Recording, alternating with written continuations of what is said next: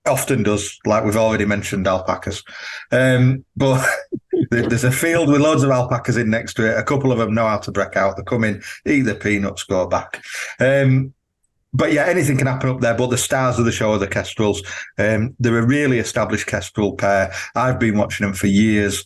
The last 2 years, they've got off 6 chicks each year. Fingers crossed, hopefully, we'll be looking at something similar this year. We've already seen some mating. So we get the kestrels in. Nothing is a guarantee, obviously. I can't guarantee you're going to see kestrels, but if you don't, I'm going to be really surprised. And you're going to get good views of them. I had them with 10 minutes. I was there, and I had them they're a really, really good pair. There's a bit of everything up there. The woodland birds, jays, woodpeckers, greenfinches, goldfinches. We get the migrants coming in. We get some redwings in. We get some field fares in. Occasionally, you'll get a random occurrence. Last year, during sort of peak migration, one of my customers had a male hen harrier fly up the field, land on a perch, and then fly off. As soon as he moved his lens, it flew off. He were absolutely flabbergasted, but he knew what he were talking about. It was a bird. It was a hen harrier. It were probably just passing through. We had an osprey fly through a couple of times last year that were on the lakes. So anything can happen up there. It's really open. It's a meadow. We've sowed it with wildflowers. We've dug a pond so that there's a constant supply of water. That's full of newts and frogs and toads. There's a few pictures. You put water source in, it entices a lot more animals to nest nearby, doesn't it? Yeah, there's a few pictures kicking around from last year of a buzzard hunting frogs in the field, and it were just sitting on fence posts and jumping down onto frogs, picking them up and swallowing them. Oh yeah, I think I've seen them photos. Bad behaviour, isn't it? But obviously people don't realise when people see a buzzard, obviously the 4th largest bird of prey in the UK. Around that, and they will eat majority of their diet that isn't roadkill is stuff like worms, slugs, snails, frogs. And I think people see them and think they're a massive bird though, but in reality they're about 1.3, 1.4 kilos. Oh, they're not. It's not a big bird, but out there. For people to see them, they go, wow, they're massive. They're all feather. All feather. They're not a massive bird. If you took all that away from them, they're not a massive bird.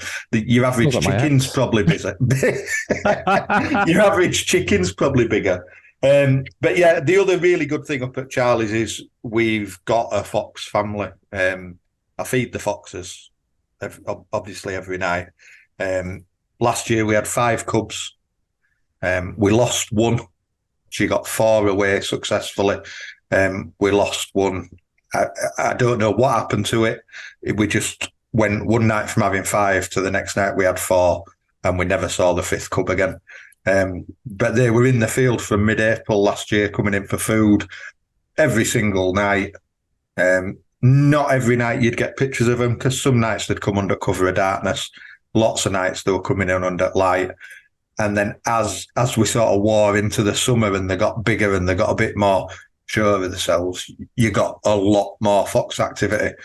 Bit of a change for this year. I've just about finished getting ready to put in a low level window. That means you'll be able to photograph the foxes at ground level this year. I was so hoping you'd do. I didn't want to mention out to you because I don't know if you run the hide or you run it. But I was thinking, I said a ground level hide, a ground level viewing point for the foxes would be absolutely fantastic. I've got all the wood sorted. I've planned out where I'm cutting out and what I'm doing and how I'm doing it. It's just a case of having a quiet week and putting it in so that it's ready to go for when cubs come in and we start getting the light for the foxes. But yeah, you'll be able to do ground level fox stuff from up there this year. So yeah, that's Charlie's. It's going to be good this spring, I think. Hopefully the kestrels will nest in the field in the new box that we put them up. They were nesting in a really dilapidated old barn last year. Tiny little hole. There was barely any room for the chicks in there. So we put them a nice nest box up, all the mod cons in the field, and they're using it at the adults. They're spending a lot of time in it. So the hope is that's where they'll nest, and when the chicks hatch, they'll come straight out into the field. The second hide is affectionately known as Nigel's Nook. That's after my dad, who I lost back end of last year. He loved everything I was doing up there, because what I was doing up there were I've always been outdoors since I was a kid, and he's always had me outdoors since I was a kid. So what I was doing, he absolutely loved it. And he loved going up there and just sitting. So naming that other one after him, it made sense. And that's a woodland hide. So it's a bit of coniferous woodland, really. It's there's a lot of Christmas trees, because they've been planted on there to grow, to sell. Going back many years, not that they do the trees now, but they've grown up into quite a mature bit of woodland with a bit of birch and other stuff thrown in. So we cleared an area of bramble and put this second hide in. But to the side of the hide, you've then got one of the big haylage fields. So you've got a big open field that the birds of prey can come flying across. You've got the foxes and the deer coming through it. We've put the hide in on an angle so you can look out front into the woodland, where you get, again, loads of little woodland birds, more jays than I can count some days, 6 or 7 jays at a time, which is weird because I always see a lot of jays. And a lot of the people that come to the hides tell me that they are one of their bogey birds. They just never seem to be able to get a picture of them. They're definitely not the easiest bird. I think I've got one photograph of a relatively good photograph of one. Where was I? Where the hell was I? Was it my hide? One kept flying in, grabbing some nuts, and eventually I got the habit of it. I could see it in the tree at the back, and it'd come in, grab its nuts and that. You could see its pouch below its beak filling up. Can't remember the name of it, and then flying off again. And I managed to get like 2 shots. Yeah, they're not the easiest. You see, and I'm so used to seeing them, especially up there. There's loads of them, and it's wooded all the time. So you go around the bottom end of the site. There's 170 acres in total, roughly, and probably over half of that's woodland. So you just see loads of them up there. So it's always a bit alien to me. But yeah, 6, 7 jays at a time.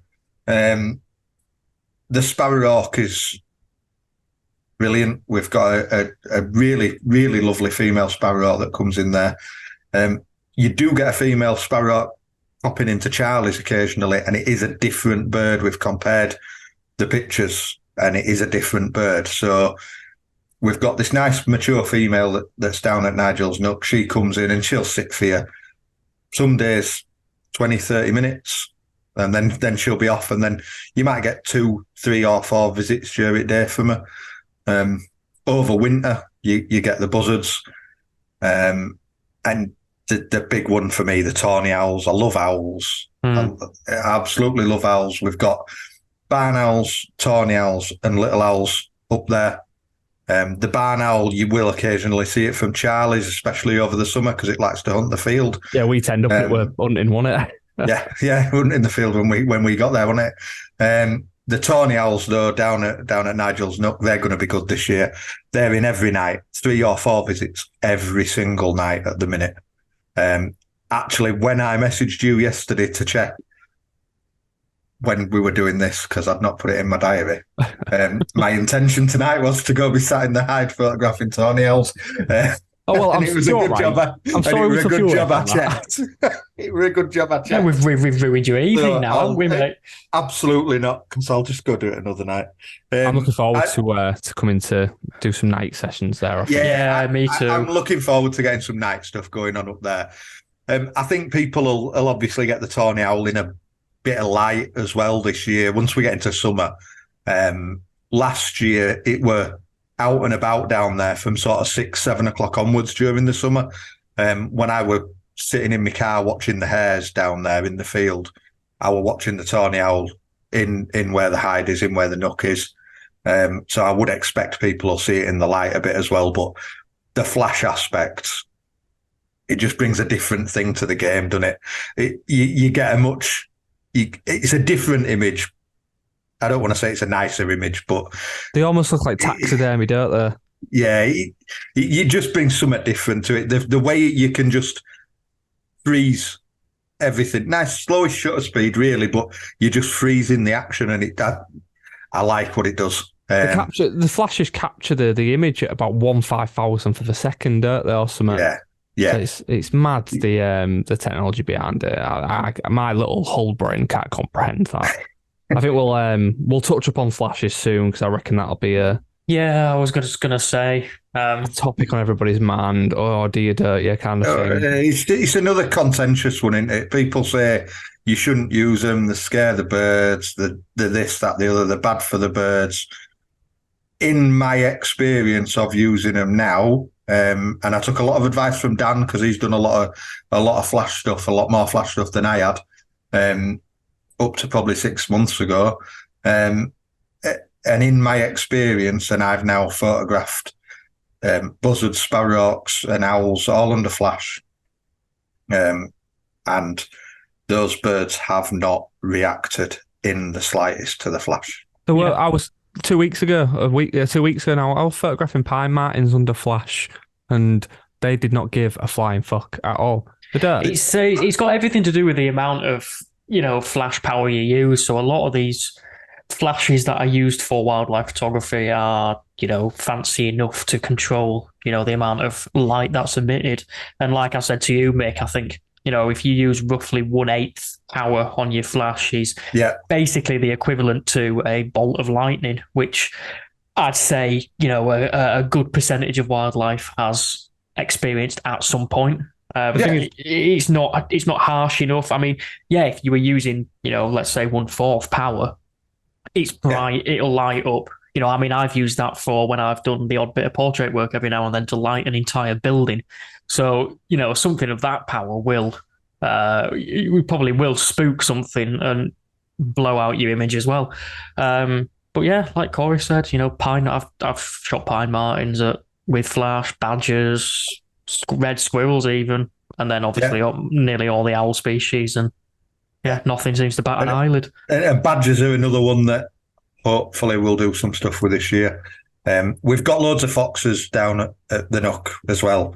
Over the winter, we've had sort of up to 6 a night at a time in the field on the trail cams, which is crazy number, really. It's mental.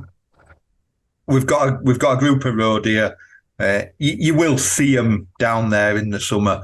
They'll never come right into the middle of the hide, I don't think, because they're quite twitchy, but they'll walk past and they will come quite close.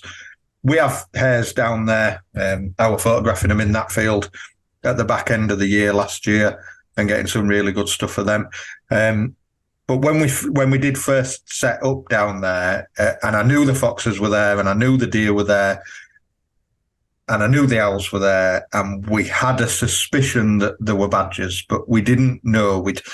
So over the last few years, we've seen the occasional badger. The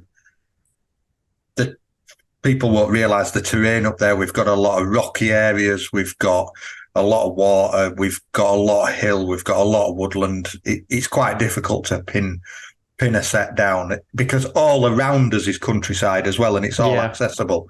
We've got a golf course over the back. We've got another farm to one side, another farm to the other side. So we'd seen the odd badger, and probably the thing that should have told us more than anything was we don't get hedgehogs. There's no hedgehogs. You just don't get them. We don't see them unless it's just an empty shell, and that's what said to us. They're definitely here somewhere. There's just acres of land. Yeah. That, when you took me down to Nigel's Nook for the first time, we, stood talking about it for ages, didn't we? About the amount of land that there is. There has to be a set somewhere. Yeah. So I kept on putting the food out, and I think it was one of them where I took the card out of the trail cam, I brought it home, I put it in the computer, and I actually sat at my desk in my office. Yes, because there were two there just walking across the field, and one of them actually grabbed a piece of food from right under a fox's nose and just trotted off with it. It's incredible to watch. Big slab of pork fat it was that I'd thrown out for foxes, and it literally just grabbed this slab of pork fat from underneath this fox's nose and walked off with it. And then pretty much every night from then, I had the fox. I had the badgers in and the foxes in.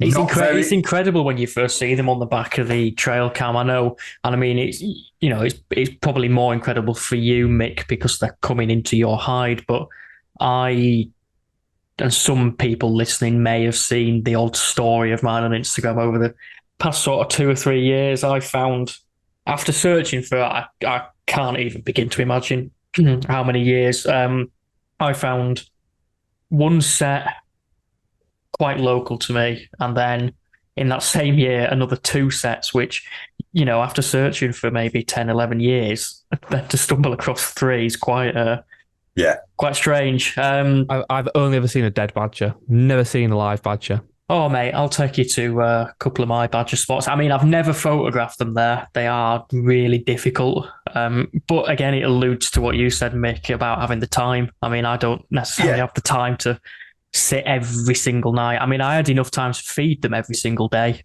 or every single evening, to set my trail camera up. But yeah, I just don't have the time to turn it into something that it could probably be. But I know for a fact, the first time that I saw a badger, and it was only the arse end of the badger walking off the trail cam, I was like, oh, this could be something. But yeah, I just never found the time to do it. They're amazing animals. And so, some people who do follow my page will have seen some of the video from recent weeks where I'm pretty sure it's a big male that's in pretty much every night at the minute. And he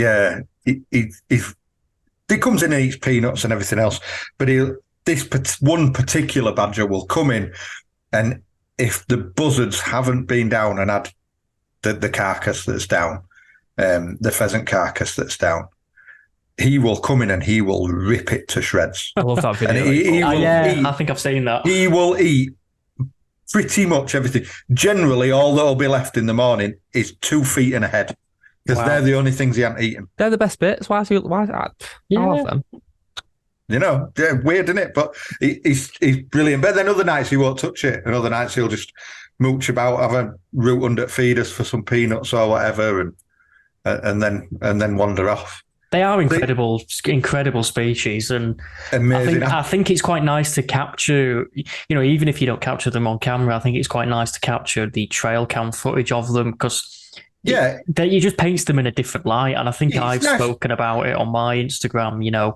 They're so, they are one of the most persecuted, species in the UK, I'd like to say. Then they get a name for themselves amongst farmers. But yeah, it's always nice to see them. There's a stretch of motorway leaving Hull.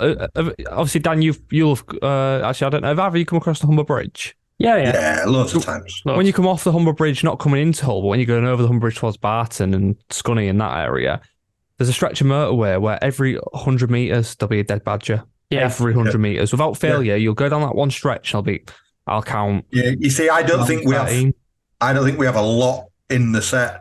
The most I've had at one time on the hide, on the cameras, is 3. And at the minute, a lot, in comparison to what a lot, I would say 95% of wildlife photographers in the UK have not been up close to a badger. So to see 3 together, that's massive. I would be absolutely buzzing with that. And now it's just 1 at the minute, but I think that's because the other 2 are probably in the set with cubs, because now's the time that the cubs they'll be too little to be going anywhere, but they'll have the cubs now. So I think the others are probably females that are in the set with the cubs. So it's just the male that's wandering around. So who knows? Hopefully, in a month's time, we might be talking about badger cubs. Well, hopefully. When you're ready for us to do some night stuff, I think Dan will agree with me. We'll both be straight down. Well, thankfully for me, it's literally how long does it take me, Mick? I think it's about 20 minutes, isn't it? 20 minutes, something like that. To shoot over from your door to me. Yeah, pretty much, exactly. So I figured out, do you know what? It's actually not that difficult for me as well. Obviously, you came and picked me up from the train station and whatnot before. But it turns out, once I've paid for my train tickets, which from Hull to Leeds is sod all, really. £7 in an Uber. In Hull, that same trip would cost me about 40 quid. Yeah. Taxi, but in welcome to Bradford, mate. Yeah, but it's cheap over here. Yeah. Well, you said that. I had to drive through Bradford the other day, and you hadn't seen my new truck. I've got You come out myself. the other side with your wheels missing and doors coming off and stuff like that. No, they wouldn't get them off. I bought myself a Nissan Navara. Oh, legend of a car. So, but it falls foul of the fact that it's classed as a light goods vehicle. Yes. So it's brilliant for me working, but it costs me £9 a day if I drive into Bradford because it's a clean air zone. Oh, so how on earth is Bradford's a clean air? It's something that they introduced. Maybe it's not even like a year ago, I don't think. But yeah, God knows how Bradford is a clean air zone. I would say 98% of the people that live there smoke. I literally young kids. I literally drove through Bradford to go to Bingley and then to come back. I went to Willesden. Dan will know where that is, you won't, Corey, but I went to a place called Willesden. So I just went through Bradford, out the other side and back, and that cost me £9, not including my fuel. That's Willesden is conveniently not far away from my Badger set. I won't say where. I've played a few rugby games in Bradford, and I've needed asthma pumps and stuff afterwards because of that air. Yeah, because that's because you've got a lot of problems. That's not Bradford air. That's just you and your problems. No, do you know what? My health issues have only arrived in the last 8 months. I'd say this was when I was in my prime, when I was only smoking 10 cigs a day. Only. That's it. I was in my absolute prime, playing rugby and stuff like that, and just like every now and again, I'd go out for a walk. Like I was so fit, I could make it to the top of the street. I'm assuming this was before photography days. No. Do you know what, right? Considering I climbed up a mountain last week in Scotland, I did pretty well. It only took me an hour before I had to kind of stop and just proper catch my breath. Like I quit smoking 2 years ago, and it's the best thing I've ever done. But apparently my body's now being like, right, you've done the right thing. You've got an healthy lifestyle. You don't drink, you don't smoke. You're an active wildlife photographer. Let's throw some more crap at you. Let's give you some chronic illnesses to keep you trapped in the house. I've been off work I was off work for 2 weeks, and I came back for like 2 shifts. Then I went up to Scotland. I thought, I'll do all right. 3 days in Scotland killed me off. I came back. I was back at work for a day. I'm back off sick again. It's awful. Nightmare. Yeah, so next time you make a joke about my health, I hope you think of them, like the things that happened to me. I will do, and I'll still make the joke. Yeah, right. I think moving on. Yeah, that's Nigel's Nook. The third hide is Willow, which will be here in the spring. It's on a pond, a well-established pond in the middle of the wood.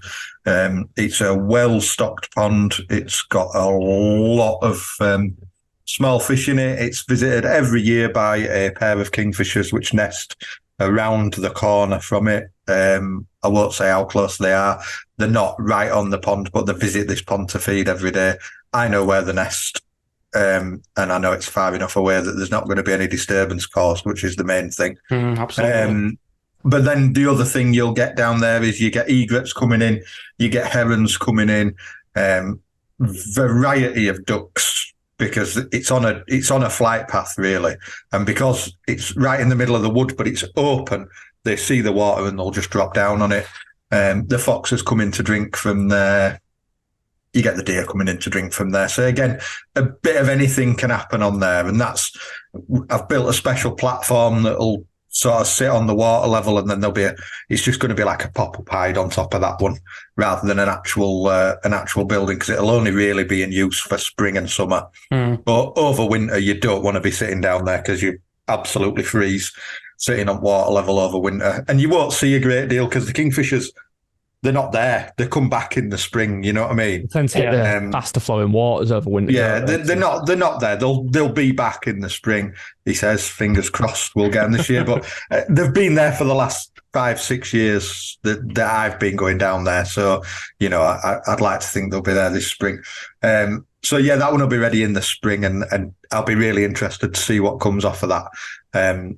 It's going to be slightly different to what a lot of people think of a kingfisher hide, because when you say a kingfisher hide, the majority of people start getting on the high horse about tanks and fish and stuff. And we're not tanking, we're not doing that, partly because of the work involved in doing that, but also partly because it'll detract from everything else you'd see, because I want it to be a bit more of a general all-rounder that gives you the opportunity to photograph some kingfishers as well.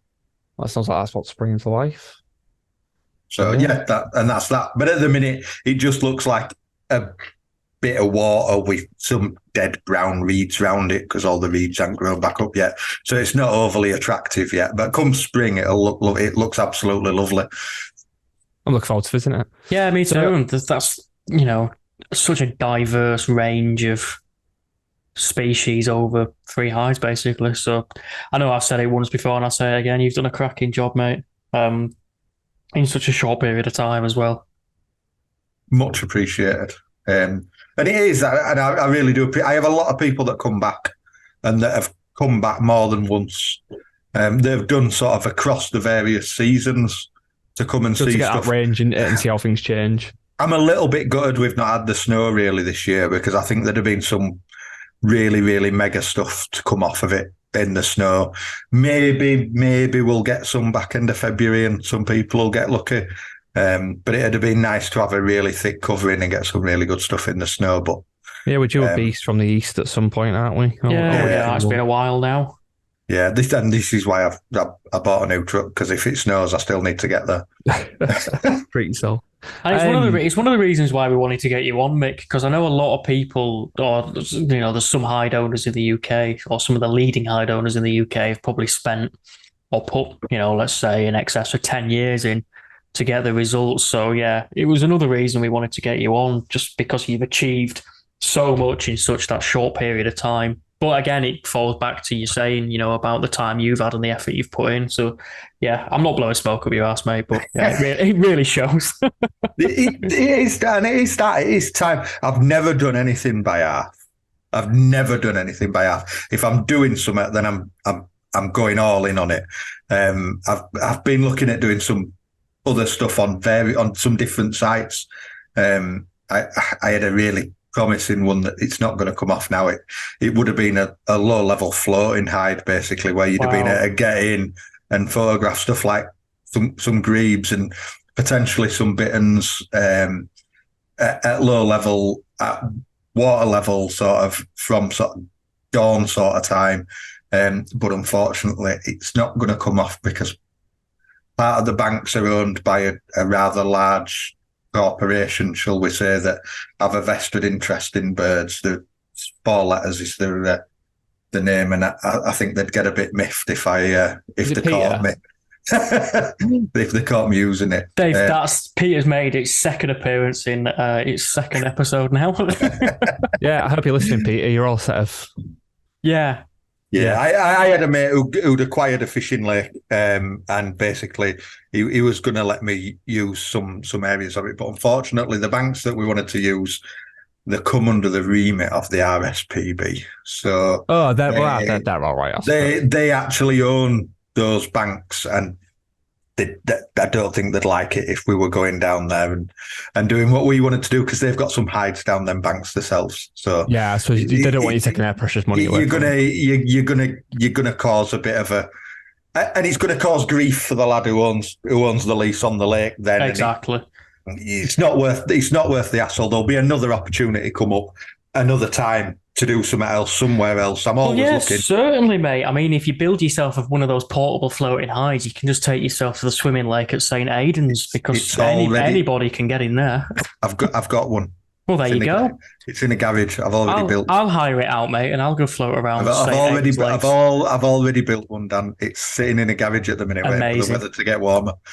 Already built one. I just need a dry suit now, because otherwise you'll get a bit cold. But yeah, with angler, you got a pair of waders. Just don't go up your chin. But yeah, I have built a floating hide, so that's ready to go. It was a project of mine for so long. I was thinking, I'll build a floating hide, because you can take. I don't know if you've been caught to St. Aidan's, and I'm guessing you have, Mick, because it's probably one of the best reserves around here. They've got their swimming lakes, and I've not got my video on, but I'm using inverted commas right now. Anybody can get in there at any point of the breeding season and disturb. Oh, sorry, not disturb. I don't want to use that word. Just have a recreational swim. However, February I was there last year, and there was 3 lasses swimming about in there. Yeah. Mental. Yeah, but whatever you do, don't get down to ground level and lay perfectly still while the breed swim past you. Otherwise, they'll build a fence to stop you doing it. Yes, you're quite right. I could get in the water if I had my bikini on, but I can't lay at the side of the water and cause no disturbance whatsoever. Moving swiftly on from that before it could take us another brand deal. That's 2 now, Corey. Peter and RSPB, we've ruined both of them. They'll forgive you, I'm sure. Yeah, but what are Peter going to do? They're going to tell me to start, I don't know, are they going to tell me that a chicken's going to cause sexual problems for me? Well, I'll have you know, I cause sexual problems for me, not chicken. Fuck you, Peter. Do you know what? When we first started this podcast talking about it, I was like, we're going to keep it real mild. We're not going to swear or anything like that. It's taken us 4 episodes and we're sat here just... I don't know. I think it took us 3. I think it took us 2 because Chris's wasn't exactly PG. No, it wasn't. It's good fun. I don't mind. So I'm not changing myself for me, Gran. It's 2023. Sorry, Gran, if you're listening, but I'm sure you've said worse things over the years. Yeah, I have. Yeah, there's a reason why my grandparents don't talk to me anymore. It's not because they're dead. It's just because they hate me. Oh, childhood trauma. Yeah. So moving on, I think the reason why we kind of brought you on is to talk about the controversy of running a private ad. You get a lot of backlash from it. You get a lot of stick and stuff like that. And we did touch upon this with Chris last week. But obviously, as a businessman running your own commercial ad, do you want to let us know what kind of backlash you seem to get from it? Do you know what? I haven't had as much as you'd think. Wow. Okay. You do get people that Facebook's horrendous for it. There's a couple of groups that are absolutely appalling. Here goes your brand deal again. There's one called RSPB Birders. Yeah, I knew that was coming. Can somebody identify this bird, please? I don't know what it is, and it's a photo of a bloody frog in the garden. I put a kestrel picture in there that I took, and it was eating a mouse, and I put another picture in of a buzzard coming into land on a post, and this buzzard wasn't coming into land on any bait whatsoever. It was just coming into land on a post. And a couple of guys started with it might not be bait on the post, but it's only coming to the field because you put bait down. No, mate, it will come into the field anyway. The hide's there because the wildlife was there. And that's the thing that they don't see. These hides have gone where they've gone because the wildlife was already there. Yeah, exactly. You've not cropped up on that field. I've not gone out with a couple of canvas sacks and collected up a few buzzards and kestrels and badgers and foxes and tipped them out into the middle of my field and gone, right, you're living here now. Do you understand? That's a shame. I'll feed you, but you're not allowed to go. I know it'd be great if you could, wouldn't it? Yeah, it made life so much easier. Everybody just have an hide in the back garden. There'd just be badgers running around on AstroTurf. But the wildlife's already there. So, yeah, you get them people that... But it's no different to them putting out the feeders in the back garden because all it actually is supplementary feeding. And this is what I've said, and I think I touched on it on the last episode of Chris. You'll get this kind of crap and shitty comments from these blokes, and not necessarily blokes. I'm sure there's women out there that feel the same, but it's no different to them sticking up a feeder they've bought from a garden centre and a bag of 59p peanuts and just sticking it up in the back garden and photographing a blue tit. It is absolutely not. And I watch those kestrels hunt every single day. I watch those kestrels hunt when there's people in the hide. Exactly. They're getting easy food. And during lean times, when it's particularly cold, everything's frozen, whatever, it's a godsend to them. And it's what you just touched on as well. It's the word you touched on as well. It's supplement. So it's not... Yeah. It doesn't become their main diet. It doesn't become their main source of food. It becomes something there as a backup. And Chris touched on it last episode with these goshawks. There'll be times where, the female could be sat on eggs or even with the chicks, and she doesn't have the time to go out and catch a meal. And the pressures are on the male then to deliver. And if he's having a tough time, catching naturally, there is this food source which he knows is there and he can rely on being there. So in the event, he can't go catch a vole or he can't catch a mouse in the fields, he can go there, get an easy meal and provide for his family and provide for himself as well. It'll be knackering for him feeding, 100%. Because if there's a low vole yield for the year, which, it happens, some years there will be a lower yield, they're going to struggle to get off 6 chicks. Last year they got off 6 chicks because they had that supplementary feeding, because those chicks need feeding, but the female needs feeding. The male's doing all of that for the first month or so on his own before she's even coming out and joining in. And then he's got to feed himself as well. Exactly. It's like massive, massive, massive task. It's like my local barn owls. They've not had a particularly successful 2 years. And, I don't want to say, putting, the odd mouse out every now and then would probably boost their chances. But, there's quite clearly been some low vole counts in that area. And really interestingly, the barn owls are the only bird that I have not seen take any supplementary food. Wow. And I've got a pair of barn owls and they got 2 chicks off last year. They've not taken any supplementary food. Maybe they're just snobbing all theirs was they hunted it all. They didn't take any. Which just proves these people that have the negative views on, baiting hides. Just because there's food there doesn't mean the wildlife's going to come in. You've got two barn owls flying around who haven't wanted to take an easy meal despite it being there throughout the night. Yeah, and they've come and hunted that field and they have sat on perches where there's been supplementary food and they've still hunted. Exactly. My favourite example of people ripping into a commercial hide for baiting is, I don't know if you've been to it, Mick, but you've been to, actually, I know you've been to this, Dan, because you borrowed my 300 mil lens for it, the Hornmill Trout Farm. Yes. For the ospreys, a lot of stuff on Facebook, and people post photos from there, it's like, baited ospreys and stuff like that. What people don't actually know is that trout farm was there long before the ospreys was, and the ospreys just started fishing there. And it wasn't even the farm that decided to turn it into a commercial property.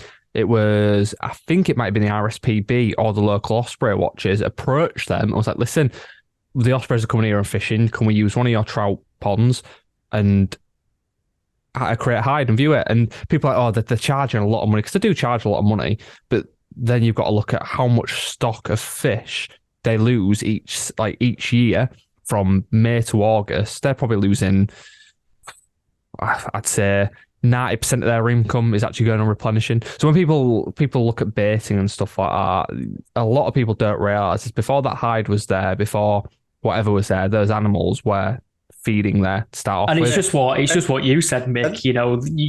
These hide owners go to where the wildlife is. They don't go and pick up the wildlife and chuck it there and make it stay. Oh, I might have missed that while I was grabbing a drink.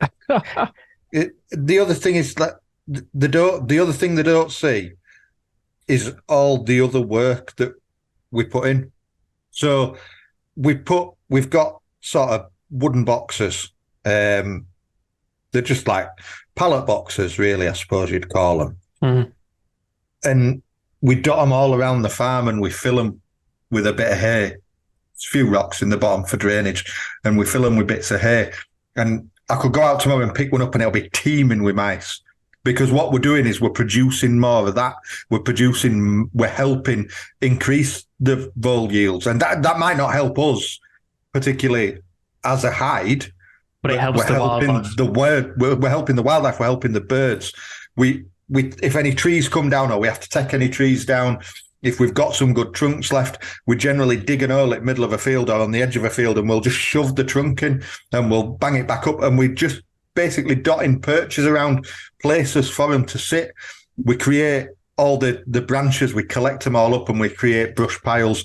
The dunnocks are in them, the wrens are in them, everything else is in them, the robins are in them. And again, it's just creating more and more habitat in the area. And I think that's what people don't see. I think these, and I'm not saying everybody should, go with our opinions or our thoughts, because people, are entitled to their opinions. It's 2023, but they don't see that all they see is the photograph at the end of it. They don't see, the hours of work that's put in, like and you say, building the habitats for the wildlife, building the nest boxes, building, the boxes for the mice. They don't see all of that.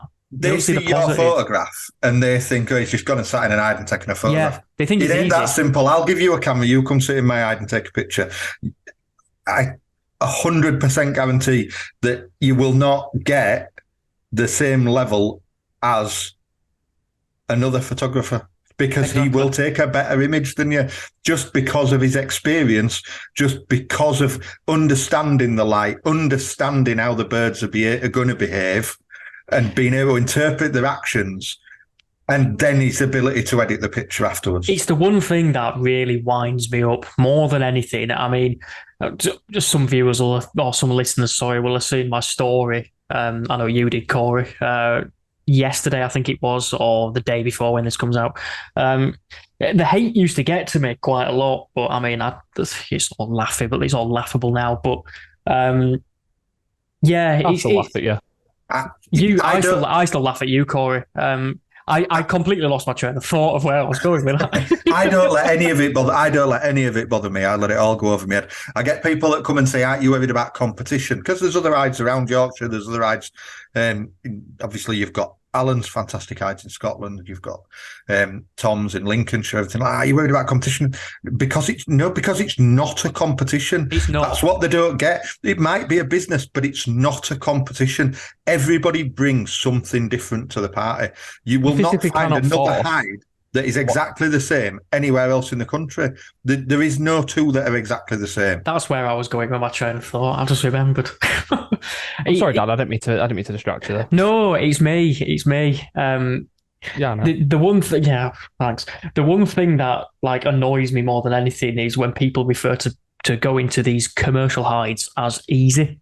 They're not easy in the slightest. I mean, you'll know Mick. You'll have sat there, and there's some days where you might get no visits. You might get one visit from the kestrel. You might get 30. You never know.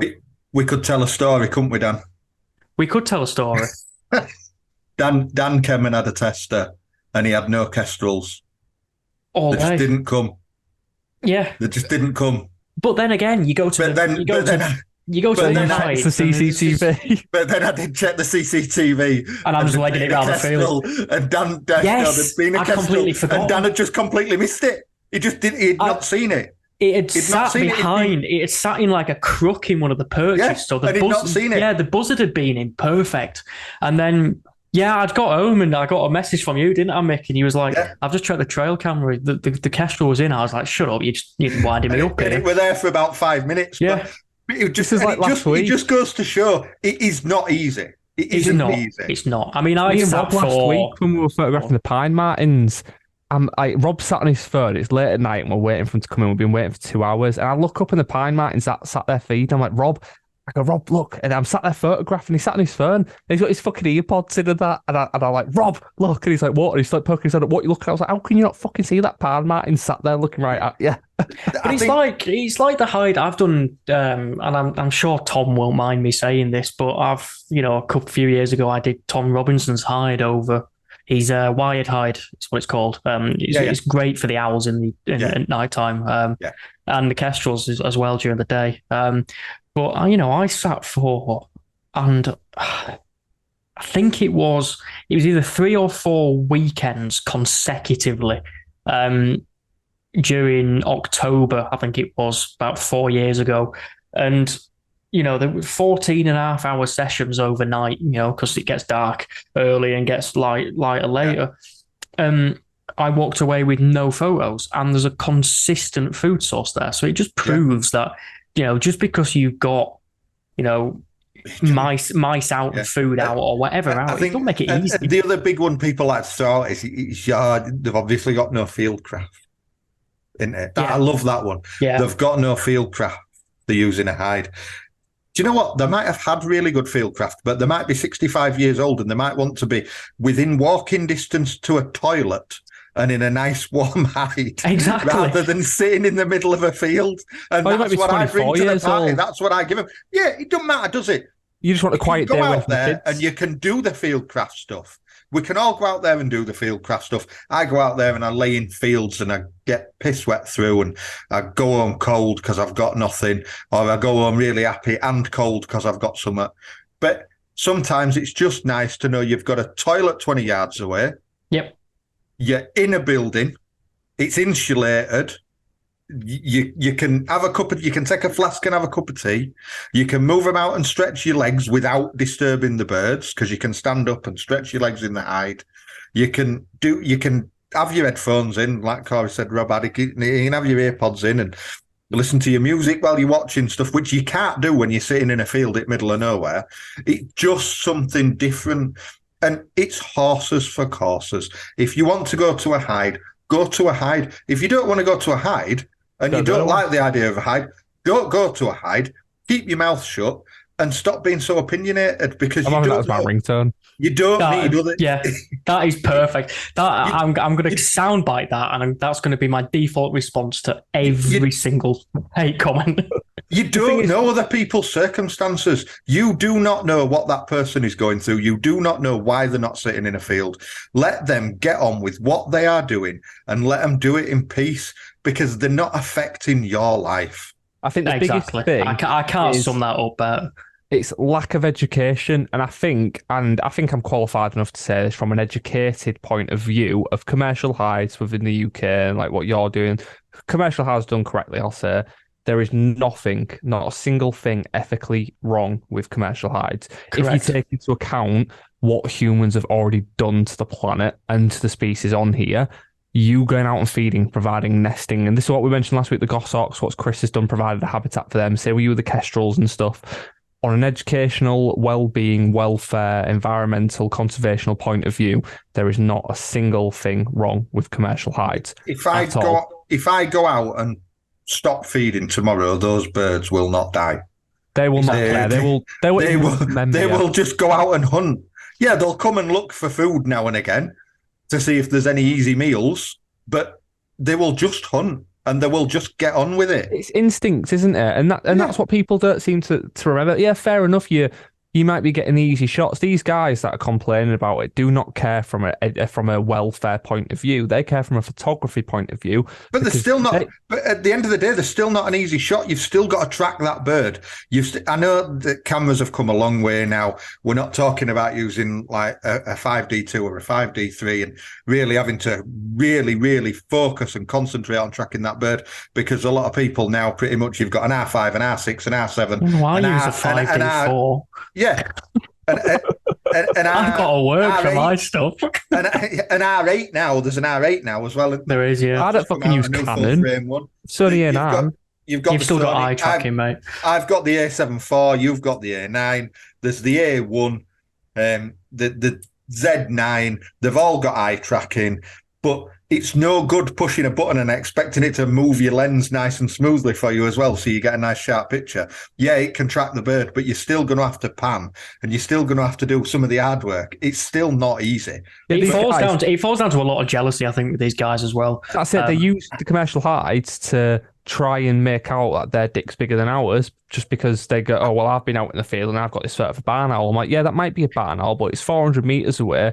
And as far as I fucking know, that could be an albino pigeon, right? I've had people come to the hides that will not mention the fact any of the pictures were taken from a hide, and they'll actually go out of the way to hide the fact they were taken from a hide, because they want people to think they've got them out in the wild. And if that's what they want to do, then that's fair enough. Go ahead and enjoy yourself. But I also have people that come and are really happy to tag me in all the pictures, send me all the pictures. I know you said you're going to do a calendar. I'm doing a calendar this year, and I'm going to take a picture from every month that people send me in, and they're going to get credit for it. They're going to get a free calendar at the end of the year. And for 2024, we're going to have a really nice calendar that's follows the hides through the seasons, because there'll be a picture from every single month of the year taken by somebody who's been at the hides.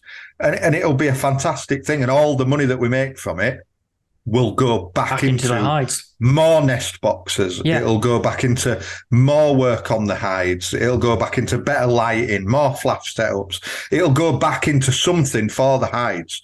We're not going to take any money out of it. It's just going to be money that goes back in. Like I said to you earlier on, both of you, we've invested in some CCTV up there now. So I've got a camera on each hide. I can look at them now on my phone and see what's happening at the hides. They'll ping me if there's any movement. One of the things that prompted it, well, we had some dogs on the land. We think they were after the deer. We think they were after the deer, actually, but they were on the land for sort of 3 or 4 days before they got picked up by a gentleman with a pretty dodgy accent and a pickup truck. So, yeah, we're pretty sure they were after the deer or the hare, but I think the deer. And it's just nice to be able to see what goes on when you're not there. Yeah, you've got a trail camera, but you can't act on what's happening on a trail camera because you have to look at it afterwards. So if you got kids up there, some kids found it and were messing about on there, you'd see and you could go up. But also, we'll see when the fox cubs come out this year. We'll see when the badger cubs come out this year. We'll see when the juvenile tawny owls come out this year. You don't have to sit in the hide then, do you? You've got it there on top. I'm going to see when it's done, and I'll be able to say to people, look, I know you've expressed an interest because I've got a list of what people want. People say to me, I really want to see the foxes this year. I really want to see the barn owls.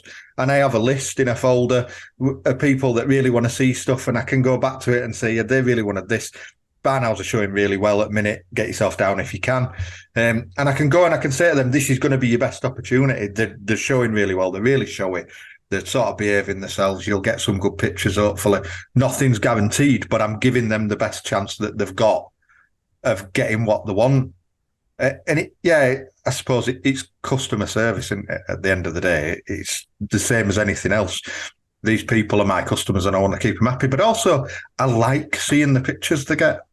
I like to see the results they get, and I like to see the hard work that you're putting is paying off. Yeah, I like to see the comments on the pictures, and I like it when they tag me because I get to see what everybody says about the pictures.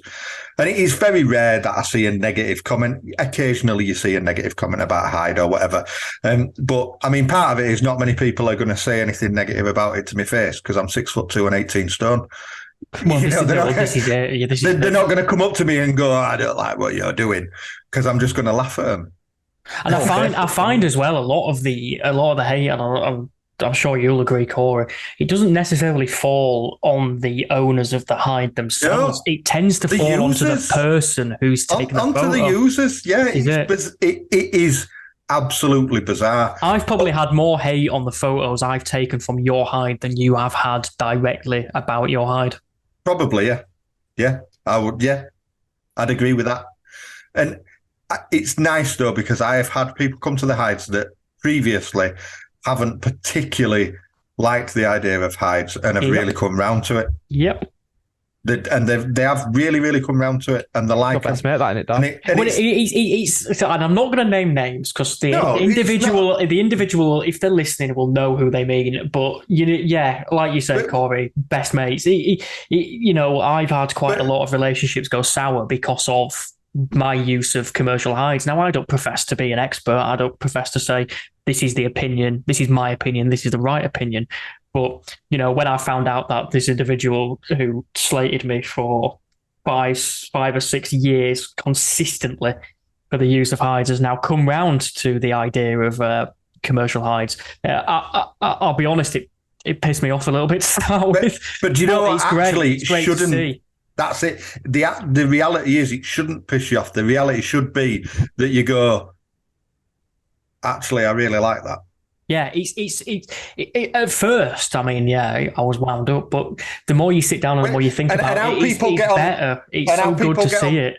How people get on personally is a totally separate sort of. And I get loads of people that come to the hides that don't like somebody or don't like somebody else, and you'll get people that'll drop names and say, "Oh, I really don't like so and so. He's been here, hasn't he?" And you think, I'm really not interested. I feel like I've done that to you, Mick. Whether you like someone, I don't think you have actually. But you get it a lot, and but you do get it a lot, and it does. I don't care. I take everybody as they are, and if you rate with me, I'm rate with you. Exactly. That's about Yorkshire as it's going to get in it. You're going to like that. It's about as Yorkshire as it's going to get. But you rate with me. For those that don't understand Yorkshire, that means if I'm right with you, then you're right with me, or whatever. Yeah. And it doesn't. If I went back sort of 20 years to back when I were an head doorman in Leeds and I were running some really horrible shitholes of Leeds on doors. And I were honestly literally fighting for a living on a night. You wouldn't believe what I did now to what I did then. But that's what that life teaches you that. There was a story, back when I were on the door, there was a story. I had a phone call one night to make sure I were all right because there was a story going around Leeds. I'd been stabbed. And it was somebody that didn't like me. I'd knocked him back for something and we'd probably had a bit of a do and it had probably been a bit physical. But he'd started this rumour that he'd stabbed me. And people thought I'd been stabbed and I'd been taken to hospital and stuff. And it's one of them things that I got morbid quickly. It makes you realise that it's all just talk. The thing is, it's all just talk. On a generic point of view, it's the same in every single walk of life. That's it. I was having this conversation with a friend yesterday. I mean, they messaged me on Instagram. Like, oh, it's mad what you're doing now, like with your wildlife photography stuff like that, looking where you was like 8 years ago. And like, it was not even 8 years ago. When I was 17, I was a young dad, fucking spent a lot of time either living in a house with no heating and no gas because we couldn't afford it. And on basically just a shit life for a young parent to now, like, I'm out all the time with my camera, my mental health's as good as it's ever been. And it's things like going to the commercial, like going to your hide. I was in the middle of the worst kind of health issues I've had in a long time. People who know me personally know how much of a toll it's taking on me. And to be able just to sit down and relax for the day and just not have to worry about being exposed to the elements, knowing that I can just pop to the toilet if I need to, I can sit and have some lunch and that, and I can be more relaxed and comfy. That was an absolute godsend for me that day because of how limited I am in other aspects of life. Like, I ain't gone out like in the actual wild, apart from when I was in Scotland. Can't remember the last time I went out with my camera and had a good wander around somewhere and look for wildlife because I've not been able to. It's like what you mentioned earlier on, where some people back to time, doesn't it, mate? I guess, you know. It's not even that. Like, I've got the time. It's just the ability to actually do it. Like, just to go for a walk to the park with the kids and the dog is tough. And it goes back to what you said earlier on. Like, the people that use your hide, they might be old or whatever, they might have something wrong with them. People don't know that. They're just automatic straight to judge on the fact that they're using a commercial hide. You got to think, hang on a minute, if you sit back and look at that person's circumstances, they might not have the ability to go out and you look for they might have done it at some point. It's not as if they're being lazy, but going out and actually looking for that wildlife for them can be a tough day for them. It can take a lot of toll on that person. But like that says, time is a massive factor, but also the people that go out looking for wildlife, they aren't always holier than thou other, let's face it. Yes, flushing out beds and stuff like that. Let's talk long-eared owls in West Yorkshire, Dan. Yep. Yeah. Oh, I mean, the behaviour, it's not even that day, Corey. The behaviours up there are just, there's so many people just around here just want the photo rather than it's the welfare of the animals. I know of 2 other long-eared owl nests in West Yorkshire that I will not tell anybody where they are because of what I have seen up there. It's probably one of the worst examples. One person told another, and before you know it, you've got people from down south staying in a B&B round the corner. Yep. For 5 nights, 6 nights, 7 nights to come and photograph the stuff. Yeah, they were just constantly flushing birds, sitting under nest sites, to the point that last year the farmer actually roped everywhere off to limit where people could get to, and they were still at it. So, and most of these people are the people that don't go to commercial hides because they like to go and do it in the wild. But actually, they're behaving like absolute assholes when they're out there. Yeah, exactly. We saw it 3.5 years ago, I want to say. Me, Rob, and another friend of ours, Nat, we kind of stumbled upon on the Humber Estuary a short-eared owl site, and we literally stumbled upon it. We kind of have a look for areas around on Google Maps, places we could visit to and stuff like that, which might have good wildlife. And this little reserve popped up, and it was like, oh, you'll see some small species of woodland birds. I think it was like yellow hammer and stuff like that. I thought, well, we'll go give it a go. And we're there, and we must have seen in one morning about 30 individual short-eared owls. So it's brilliant. There was a couple of photographers there that knew it. We never got any good photos, but we knew about it. We was going for a couple of days, and then a month went by, we went back, and there were people sat in the middle of the fields. There was photographers waiting while the friend went round back to one that was in the tree so it'd fly towards them. Is that the one that you don't get short ear dells at now because they've remodeled it entirely and totally ruined it? That's exactly the exact place. And you know what, right? It's not even, I don't even think it was because of that, because we went last year and we saw maybe 2 because it was just so heavy populated with photographers.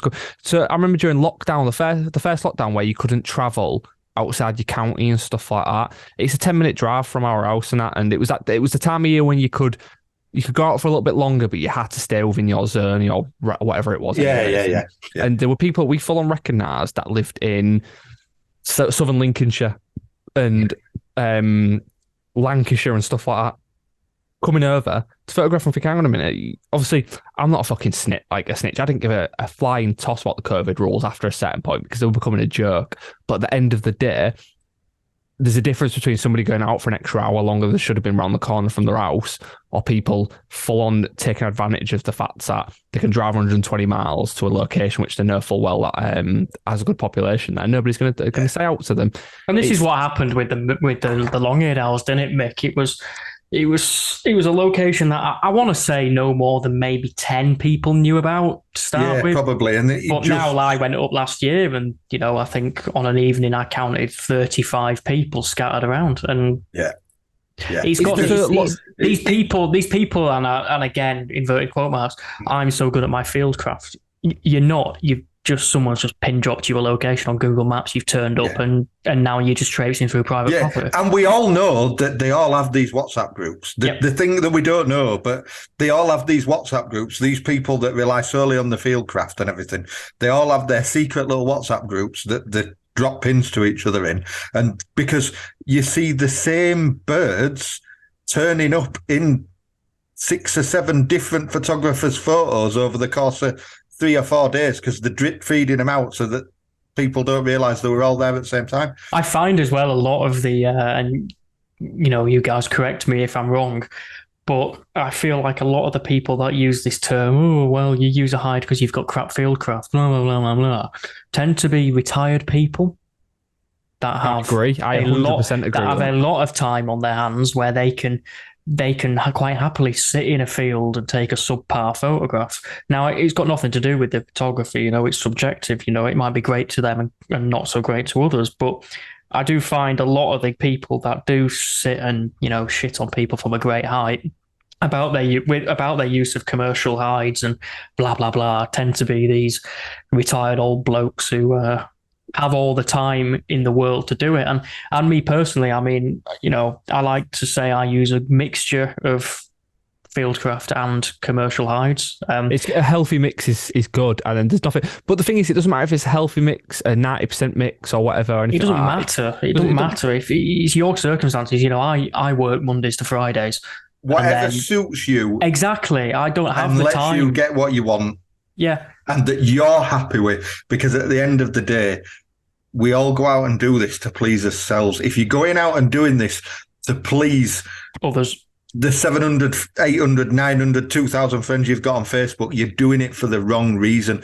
Go out and do it because you enjoy doing it. Go out and doing it because you want to get the results. You want to push yourself. You want to be the best you can be at it. You want to take that picture that you go home and you look at and go, that's the one I want to hang on my wall. Exactly, mate. Don't do it for any other reason. Do it for yourself. Do it for yourself. Absolutely. The problem is too many people are out there doing it for the wrong reasons, and that's what's causing a lot of issues. And these people that are going out and doing it for the wrong reasons are going to be the people, ultimately, that think they can preach everything to you. 100%. Just kind of going back to the long-eared owls, obviously, I don't know if you've both seen recently, but on the Norfolk Broads, there's been a pair of long-eared owls. The long-eared owls, they've been absolutely everywhere. It's all I've seen on Facebook for the last week and a half. That's an example. And there was photos of people I saw on there, of people I knew from up here who had travelled all the way down to Norfolk just for these owls. The same people who give me stick in the past for using commercial hides. Bempton Cliffs. So last year you had the albatross, you had the Turkestan shrike, was it? And stuff like that. And there were, I went early one morning with one of my friends to just go see if we could photograph the albatross. Thought, we're going to get there real early. There's going to be nobody there. We can photograph it, leave within an hour. It'll be fine. 7 o'clock in the morning, there must have been 300 people there. easily 300 people, and you're thinking there's absolutely no. If anything, this fieldcraft. I'm going to use Dan's inverted. I borrowed your inverted commas this, Dan. Yeah, you're welcome. Can I have them back though? Yeah, of course. Yeah, I'll email them back across to you. This fieldcraft, all they're doing is taking advantage of a poor bird that's got lost. When in reality, when I go use a commercial hide, when I use yours, I'm the only bloke within a mile at least in that area, hidden away so the birds can't see me. I'm not scaring anything, because I don't think we kind of touched upon that on the commercial hide side of it, is the fact that when you are photographing it, those birds have absolutely no idea you're there. They do, unless you're a dick and you get out the hide and stuff like that. I've done the fieldcraft for you. Exactly. You've done that hard work for us to enjoy and for us to see these species, because who knows, in 10 years' time, we have the way the wild's going. I'd be surprised if in 10 years' time, half these species are still about for us to see. And I'm going to full on take advantage of the fact that for 50 quid, I can go across to West. Sorry, I won't announce prices for for a fixed amount of affordable. I won't say affordable because I couldn't afford to do it every weekend, but as a nice treat every now and again, I can go across on the train or when I drive or whatever to a nice little hide that I know the guy who runs it and stuff like that. I know there's a fucking pisser 5 minutes down the road for me. I can sit and eat my rice and stuff like that while I do it. Get some brilliant photos. Those birds have absolutely no idea I'm there, and I feel good for it after I've got some brilliant photos. I'm not me doing that. These old guys that are complaining, it's like us doing that's going to put them in an early grave. It's like, you can't do that. You're going to break my camera by you doing a commercial hard, or you're going to ruin my photos. I love having people come that have never been to a hide before. Yeah, and I've had quite a few this year. But I've had quite a few this year that have never been to a hide before. I had one. He bought it for Christmas, like a gift voucher, because I do gift vouchers. He bought a little subtle plug. he bought a gift voucher for Christmas for his wife, and she's never been to a hide. She came, and they're coming back. They've booked again to come back and do a different hide.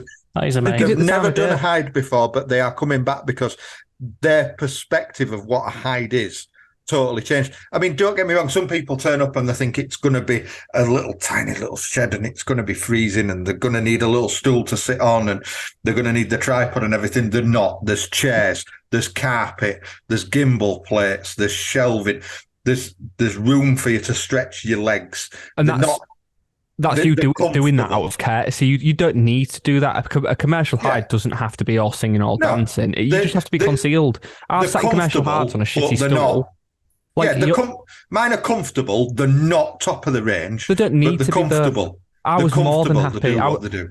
I was more than happy in your hide because I was out of the wind. The chair was comfy. Like when I visit Mark and Sue's hide up at Penny Hedge, there's comfy chairs. We're out of the elements, and there's a plug behind me if I need to charge my gear and stuff like that. That's all I need. And there's like a little bench and stuff like that for us to put our bags and stuff on. But then like I visited other hides where it is all heated. So like when I go to Finland next year for the brown bears, I've had a look into the hides. They're all electric heated. They've got a bed, they've got a toilet, and they've got a little microwave and kettle and stuff like that. Again, brilliant. That's awesome. Bulletproof glass. That's it, but you don't need it. Oh well, actually, you do. Des Ong's hide for the buzzards. I thought it was brilliant. I was a bit skeptical at first, but he used that photography specific one-way glass, which was great. And he was going that extra step further to make sure we are 100% concealed. But he didn't need to do that. But he's done it for the welfare of the animals. Same way all a hide is to hide us. Hence the name hide, to hide us from the wildlife. I had a look into that one-way glass, and I just think you lose too much light. You lose too many stops. Issue.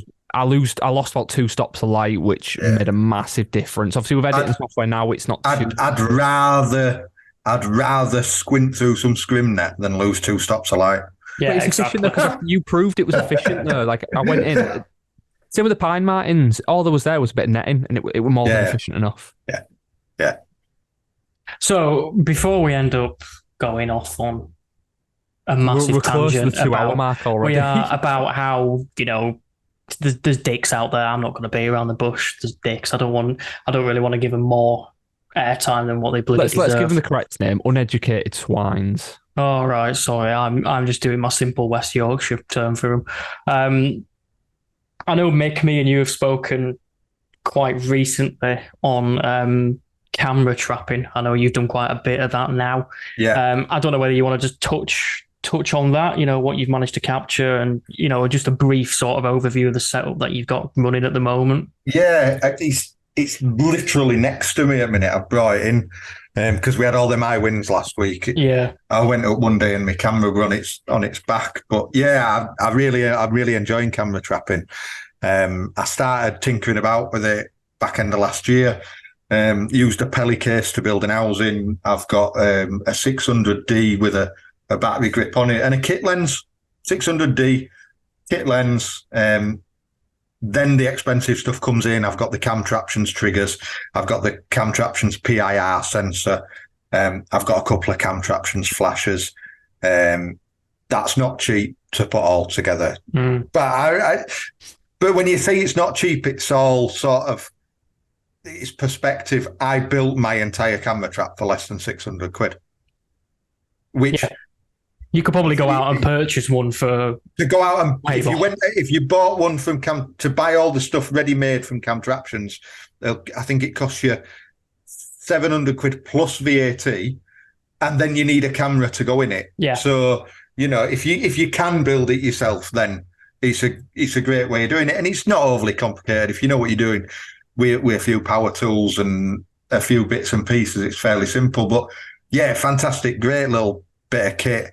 I've used it, great effect with owls, foxes, mice. I'm having loads of fun with mice at the minute with it, because you literally just set your camera up, you set your flashes up, set your PIR up, leave it to run, and it'll stay out there for probably a week.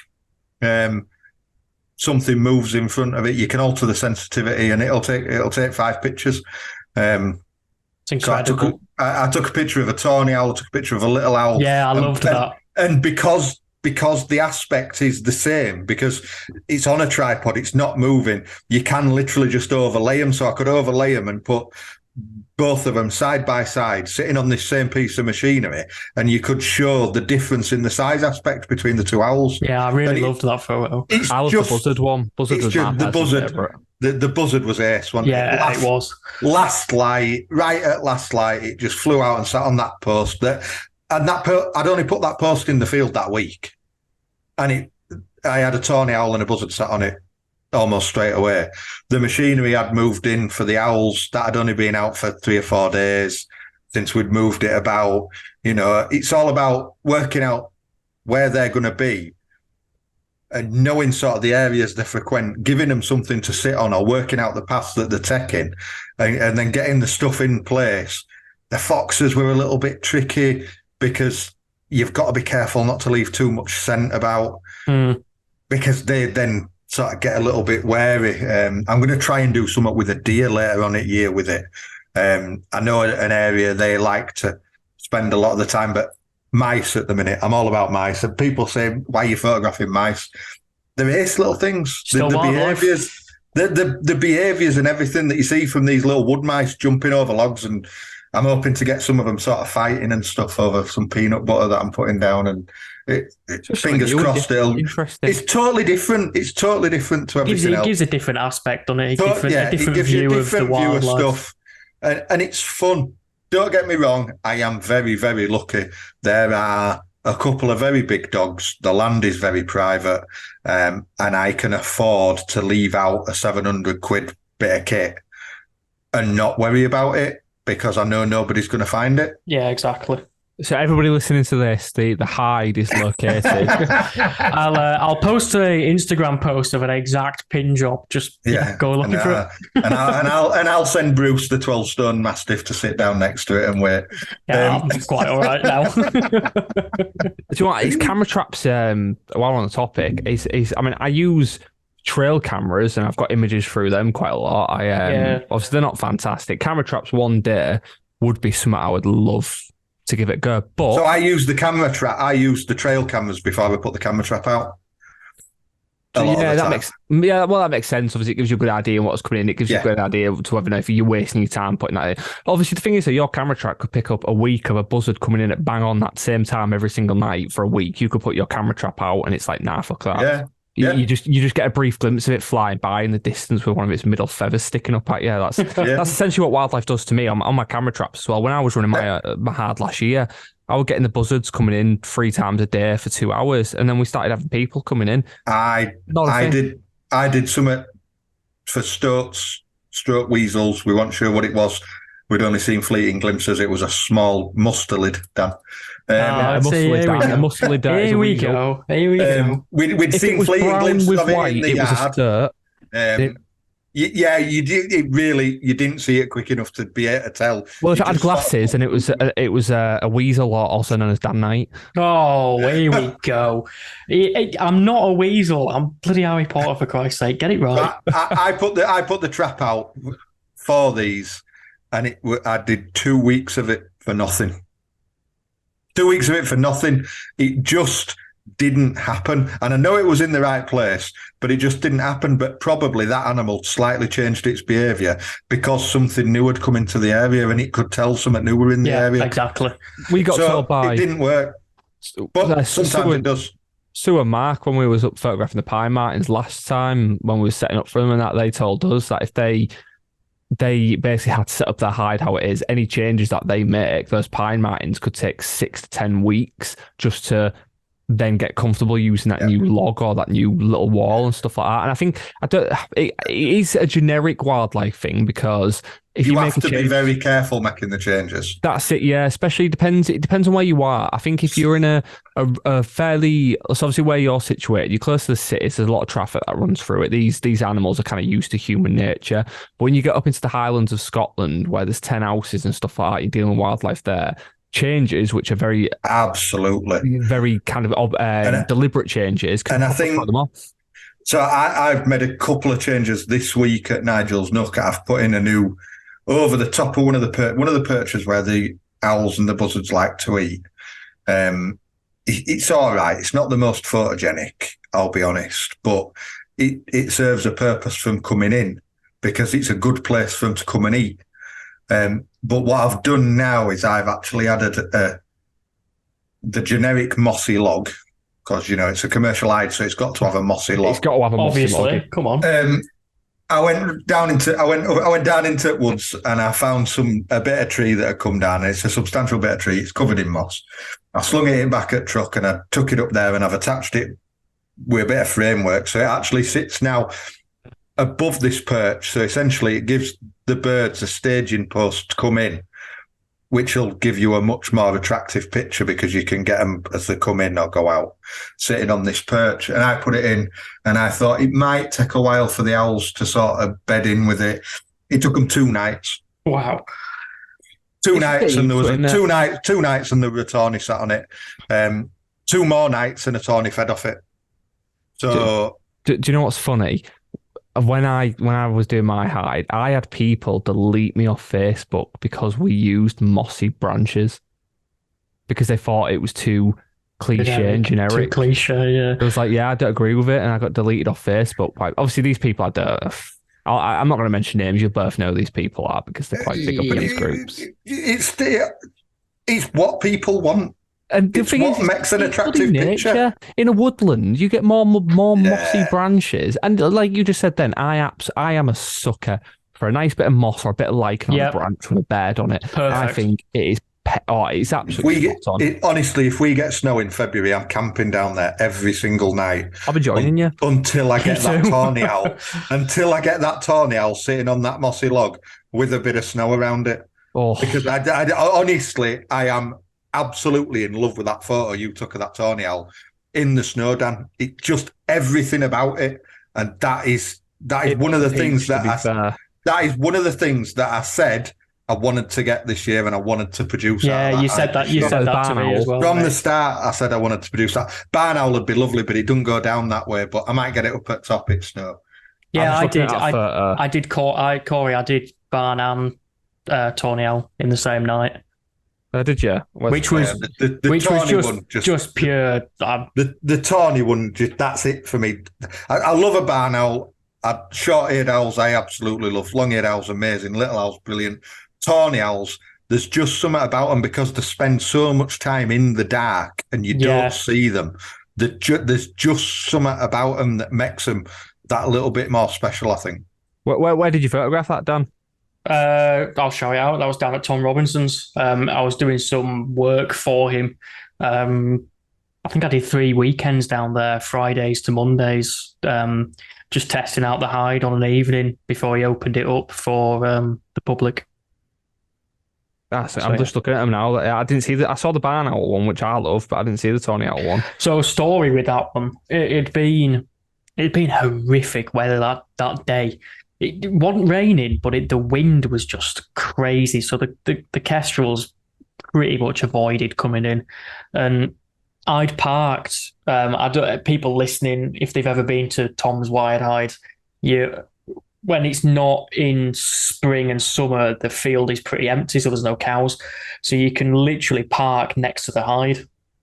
And I think it was on the second day. So I was sleeping in the car on a night as well. So it was cold. But that particular night, it was like, I think it got down to -6. And I had a second camera outside for like wide angle stuff on a remote trigger, and it had just started to snow. And in them situations when it starts happening in front of you, you're thinking, oh, it'd be so great if like a tawny owl would appear, or it'd be so cool now if like a barn owl appeared. And literally, as I was thinking that, I see. And I don't know if any of you two have seen a barn owl. Well, you will have seen a barn owl hunt in the dark. It's almost like a little ghost dancing. It's terrifying. It's like it is. It's either a ghost or it's a bloody Aldi bag flying through the air. Yeah, I'm just going to interrupt you for a minute, because going back to what I was saying earlier about the CCTV, it's literally just pinged on my phone, and I'm sat here now watching a live, very fat badger troughing down on a load of peanuts. That's amazing. That's amazing. Who needs Pornhub when you can have bloody live cameras? Exactly. Bloody hell. That is phenomenal. So here's the question then. When are you inviting me and Dan to come down to... Because, I mean, obviously tonight we've given you so much free publicity on your hide. When are me and Dan getting an invite to come down for a night at Nigel's then? We'll do it next month. Sweet, that was for me. Anyway, Corey, going back to my bloody barn owl story. Sorry, Dan, I'm sorry. It landed just as the snow started, which was, I mean, you just can't. You don't expect it to happen, do you? You just think, oh. Did you create some snow of your own? Oh, mate, everywhere. And then the barn owl was spooked, and I thought, oh, that'll be it. It's disappeared. I think I managed 11 photos at a push of the barn owl, so it wasn't in for long. And then tawny owl took its place. And I'm envious. I love my owls, and actually, thanks to you, Dan, I actually finished. When was it? We photographed the long years. Was it about 2 years ago? It was 2020. 2020, yeah. Late summer 2020. Yeah, I mean, I photographed every single species of owl in the UK now. Granted, not a lot of good photos. I think the best photo I've got is of a tawny owl sat in a tree. Owls, like you said, Mick, I'm mesmerised by owls. I absolutely love them. I think they're fantastic, and to get them in the night when they're actually fully feeding, because I think I got that photo of the tawny owl sat in a tree sleeping at like 5 o'clock in the afternoon at Top Hill Low. Great photo, I loved it, but a shot where it's a late feeding and stuff like that, and especially with the habitat, the snow around you and stuff, that'd be brilliant for me. I'd love it. Yeah, they're amazing. I love them. Everything about them. You could essentially get 3 of the 5 in a day up at the hides potentially, and that's pretty cool. We could talk 6, couldn't we? Because technically, like eagle owls are out there. They are knocking around. I have heard of a few potential sites in Yorkshire that I keep saying I'm going to go look at. Yeah, I see the odd photo crop up every now and then of somewhere in Yorkshire, North Yorkshire area. The time they involve to go see them. There might be one West Yorkshire way as well. Yeah. Thing is as well, they are, I mean, a lot of them are resulting from escaped pets and stuff like that, but there are a lot that have actually been tagged. Yeah, but then they've gone out and they've bred. Them escaped pets have gone out and bred, and then if effectively you end up with a wild population, don't you, eventually?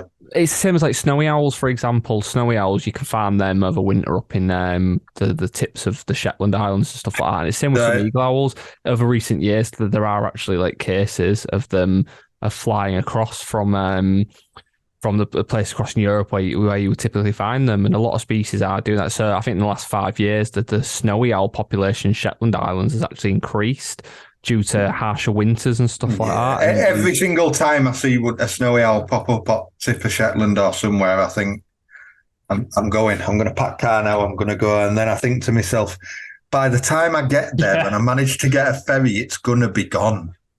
And I stop myself and I don't go. Get the world's shortest commercial flight from Aberdeen to the Shetlands. It's it's from one of the Shetland Islands to the other. But the Shetland Islands is on my list of places to go, and it's not for snowy owls; it's for the orca. Obviously, there's a very good chance of seeing them up there, unrelated to owls. I mean, we're getting up to 2 hours now, Dan. It's we are. I was just going to say, I think we've asked everything we could possibly ask you, Mick. Yeah, I think we've definitely dragged it. We haven't because we've missed off my question.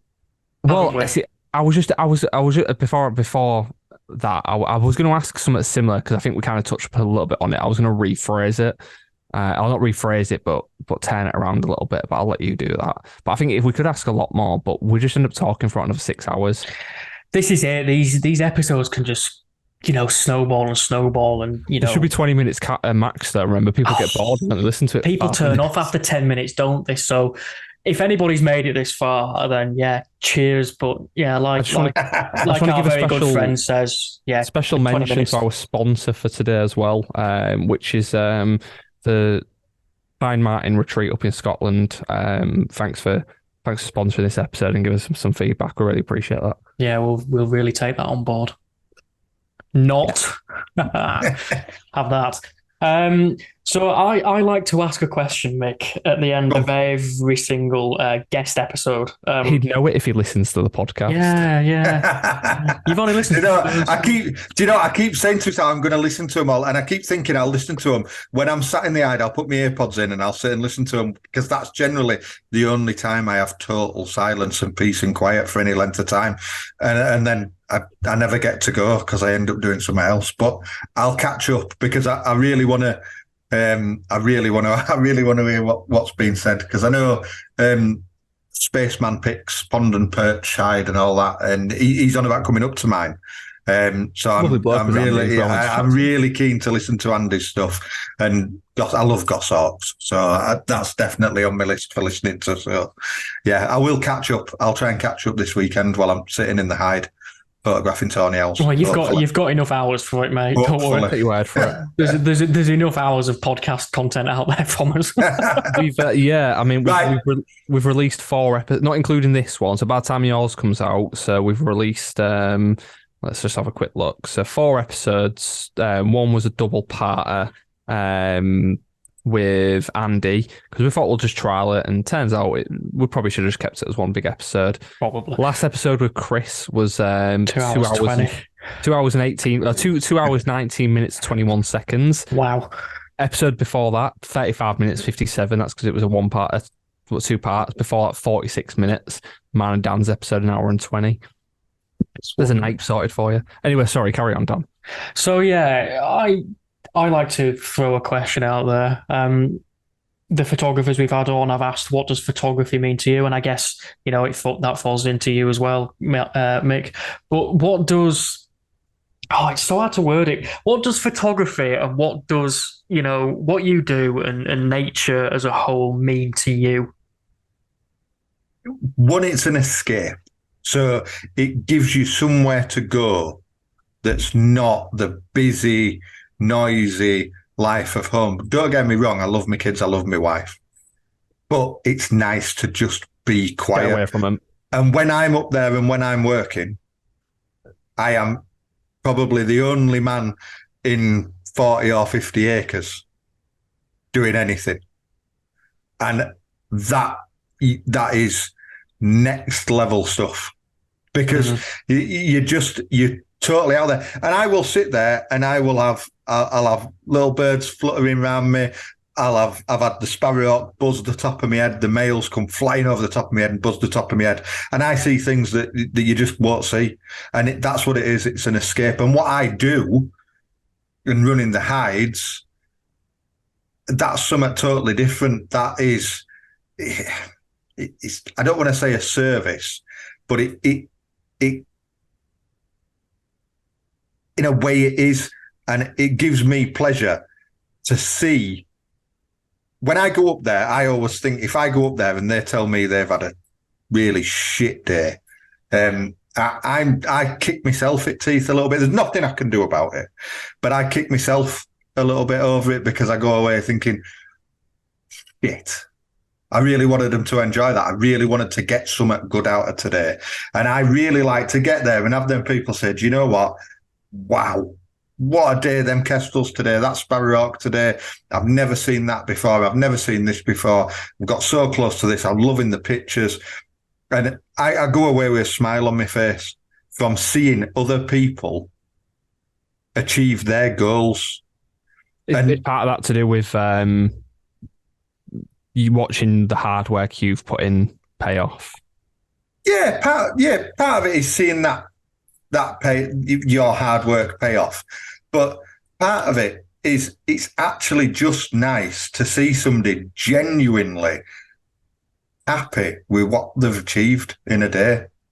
Because there's not many jobs where you can't go work at Tesco. You're not going to go work in Tesco on a checkout and see people smile and cheer as they leave Tesco because they've got 50p off the cornflakes because they had a club card.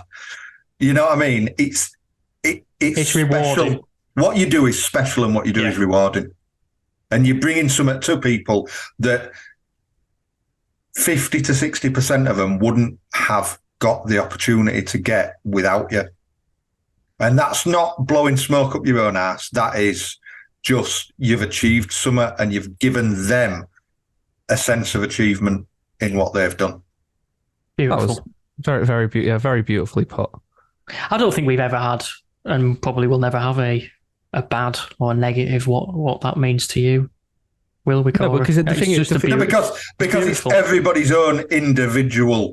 That's it. Exactly. If it's personal to you, and if it could be to somebody else, it could be the stupidest thing on the planet. You could go, "Oh, do you know what? It means so much for me because my missus is getting banged by the window cleaner. So it means I can get away from it for a little bit." All right, Corey, we're not on about your problems here. All right? You know what? It's actually the gardener in my house. But essentially, yeah, it could be something stupid.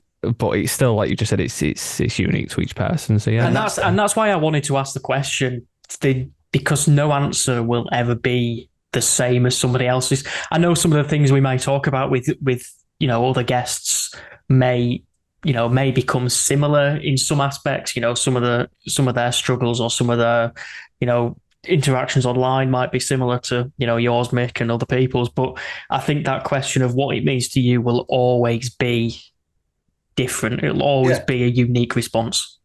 Absolutely. And just to really whet your appetite for next month, that badger's still there. Oh, perfect, right? I'll sort out a date, Corey. He's still just wandering around. You two get your heads together, come up with a date that's good for you. Check in with me and I'll see. I mean, mate, I'm not being funny. I could pack the camera now and be there in 15 minutes. Well, the thing is, to be fair, Dan, obviously you live around the corner, so it doesn't even matter. It doesn't have to be a weekend, does it? Because no, I've got a week off at the end of March. Work. So literally, that's it. Yeah, right, sorted. We'll confirm a date afterwards. Yeah, confirm a date. Come back to me. We'll sort it. No worries. Smashing. Look forward to that. Well, that was very enjoyable. It was. Wicked. Yeah, really good. We still hit the 2-hour mark. Corey. Yeah. If you it's all right. I won't be offended if you cut loads out. No, we don't. We always say we're gonna edit little snippets out and shut it out, and we never do. We just we'll just bang a little audio cleanup on it and just post it. That's as far as our editing goes, basically. Yeah, I want it to be as natural as possible, I think. Yeah, that's it. That's why I've kind of given up on the fact I'm just trying to restrict us to being PG and stuff like that, because in reality, when me and you go out with the cameras and stuff, we don't sit there and put on bloody posh voices and stuff like that. It's terribly worse than what you listen to on here. Yeah. Well, if you hang about quietly in the back, Mick, well, me and Dan will wrap up and then we'll check back in afterwards. But thank you for coming on. It's been very interesting. Yeah, thanks very much, mate. No worries. It's been a pleasure. Thank you very much, Jen. No problem. Well, that was a nice one. Yeah, well, they always are, right? I don't think we've had one so far. I don't think we'll have a negative one. Oh, well, it depends who we have on. Yeah, I hope not. Well, speaking of who we've got coming on, do you know who our next guest is? I do. Anyways. Obviously, we were supposed to have a guest on this Friday to release for next week, but He's had a child. He has had a child, so we're just going to reschedule that. But it might end up being before then, it might not be. But our next guest. Yes, you told me earlier, Richard Burchett. No. That's changed. That has also changed down to last minute plans and stuff. Oh, you never tell me. You don't tell me anything. He does all the organising. I message you and you take 4 days for. I've got to send you 4 days working notice on a response. He did all the organising, and my last message I got was confirming Richard Burchett. So come on, what else has happened since then? No, so I was chatting to Richard. I said I'm going to see if Richard wants to come on a bit earlier because he is scheduled to come on. But Richard's running some workshops. So he was like, "I'll let you know if I'm busy," and he's busy, which is fair enough. Oh, Same absolutely. with the guests. And I thought rather than having a bit of a gap in the series and stuff like that, it'd be nice if we could move someone a bit closer and just keep it flowing. And they're busy. So that's fine. Obviously, I've still got a few tricks up my sleeve, which I'm currently in the process of sorting out. But if we don't, we've got the very lovely Miss Megan McCubbin coming on next week. We have. Although I do have a episode in my calendar for Monday, the 27th, where we're going to talk about something. yeah. So I need to change the title on that. We're not talking about that. So this is our next guest. Obviously, we've got podcasts in the meantime where it's just going to be still me and you chatting because it's not always going to be about guests. We want to keep the spotlight on us because it's our show. After all, we don't want people to buzz off the guests, do we? I mean, come on, it's about us, isn't it? That's it. It's all about us. It's the me show. That's it. Yeah. No, but sorry.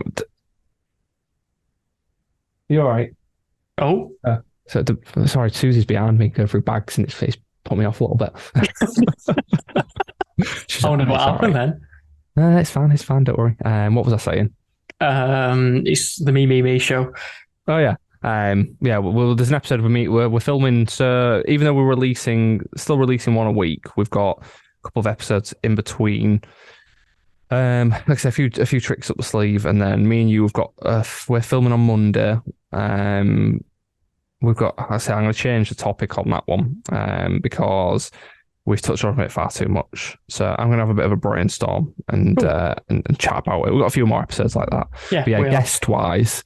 The next so far confirmed guest is Meg McCubbin, which I'm very much looking forward to. I'm very, very excited about that one. Yeah, it's gonna be quite good. Before we finish, I believe it's my turn to choose photo of the week. It is, mate. It is. Let me have a look. I did have a look earlier on, but I've completely forgotten what's on there. I mean, there's some brilliant photos. I think before I choose the photo, I'm gonna give a couple of special shout outs. So, first shout out would be to Rob Moore, who's one of my good friends who came to Scotland with me. He was Pine Martin photos. Just more impressed that he actually managed to get a photo without being too deep in his AirPods. But he's edited it very nicely. Very good photo. It is a very good photo. Because Rob's my friend and people are like, but you're choosing your friend. I'm like, yeah, so what? I've only got one of them. So I mean, to be fair, Alex is my friend and I chose his reel last week. So yeah, same with Luke. I'm real good friends with Luke and I chose his Red Deer photo, which I thought was fantastic. But he deserved it. So that was the first. Second special shout out to Luke of his Dunnock. I thought it was really nice and crisp and clean.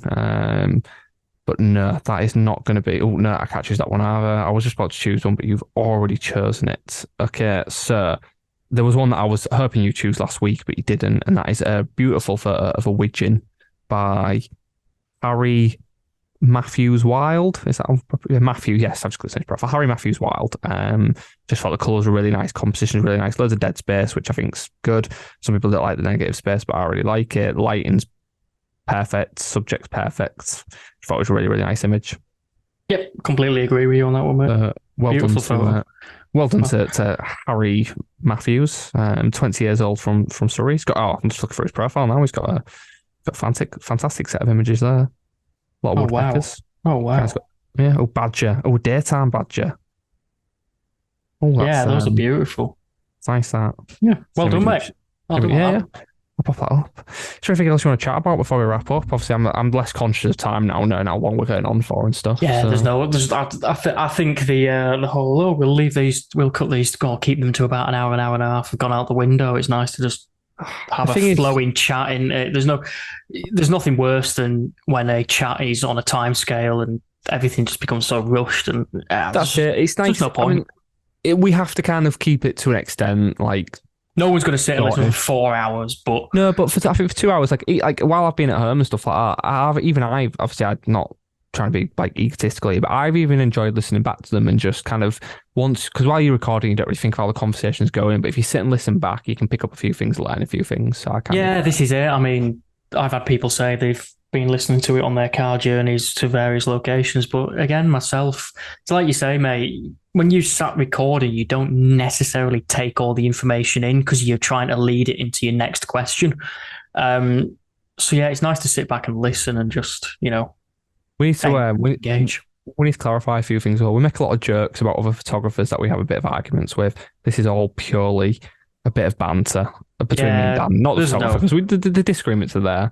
We have spoken about this and we just incorporate because we found it funny. We found it brilliant to humour and stuff like that. So when people listen to them, like kind of little digs and stuff like that, we're not really that petty. It's just amusing to us. And if you don't know me and Dan personally, that is the kind. I mean, definitely me. I am that kind of person. I completely agree as well. If you don't like me, I love it. I bounce off that humour. And the problem is with the hobby now is there's far too much. Not even just between like you, me, and other photographers. It happens all the time. So it's good to make a bit of the humour falls in with our guests as well, because I think a lot of our guests, if they don't experience them people, they've experienced people like them. Yeah, and so far everybody's experienced these certain people, and it's weird, isn't it? Funny. It is. It's just I think funny, mate. I don't want this to be a podcast where everything's just straight to the point, educational and stuff like that. I want to have a good mix of sense of humour and just have a good laugh about it. I want it to be a proper conversation, not some forced. A conversation you're going to have with your pal down at the pub after you've sank 2 Strongburs. Okay, maybe not. Those are the conversations people want to listen to. Yeah, you don't want to listen to a forced conversation where it's question, answer, question, answer, question, answer. You want it to flow as though you are just having a chat amongst friends. And that's what people like. This the feedback we've got so far. It's generally along them lines. It's like, you sound like you've been doing it for years. You're relaxed, comfortable. It's good that we go off on a tangent and stuff like that, because it ends up. Do you know what? Right, I think half the time the tangents that we go off on are more interesting sometimes than the original topic. Yeah, they probably are, mate. They probably are. So maybe we should just do an entire tangent episode. Yeah, well, do you know what? I won't discuss this, but I've got a couple of ideas in mind. I think it'll be quite funny ones. Bit of different insights into our lives and stuff like that. Exciting. I'm looking forward to them ones. We'll chat about that. When we come off air in a second, I'll chat about that. I'll say on air, like we're live on the radio. Check you out. Show off. Yeah. Well, I mean, I don't know about you, but I'm done. I agree. I'm done. I say this every single episode, and I'll probably say it for the next few. And by few, I mean everyone in the future. Just thanks so much for all the support, every view, every like, every comment, all 8 of the ones that we do as well, mate. We like our own and comment on our own. I hate the phrase. We were saying this morning. It means the world. I hate saying that, but it does mean a lot. Oh, I'm gonna cry. It does genuinely mean a lot. This was some silly little pipe dream that I dreamt up months and months ago. So to see it, snowballing into what it's snowballing into. I don't have kids, mate. This is like we said on the first episode. This is basically my child.